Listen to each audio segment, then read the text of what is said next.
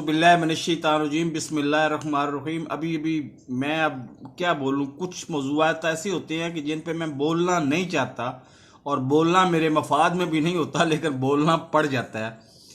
अभी अभी मेरे एक यूट्यूबर भाई हैं, 5 घंटे पहले उन्होंने वीडियो अपलोड की है। तो फेम लेना पाकिस्तान में बड़ा आसान है, लेकिन बदकिस्मती से फेम ही पाकिस्तान में चलता है, हकीकत पाकिस्तान में नहीं चलती। वो कहते हैं जी नवाज शरीफ दिसंबर 2021 में वापस आ जाएंगे।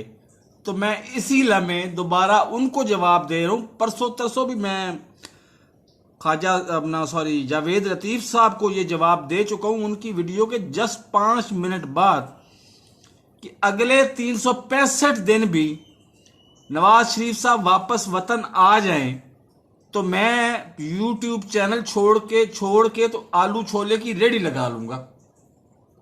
इससे ज्यादा मैं कुछ नहीं कह सकता। मेरे चैनल को सब्सक्राइब कर लें, साथ लगे बेल आइकन को दबा के ऑल नोटिफिकेशन को ऑन कर दें, ताकि हर नई आने वाली वीडियो का नोटिफिकेशन आपको बर वक्त मिलता रहे। अल्लाह हाफिज।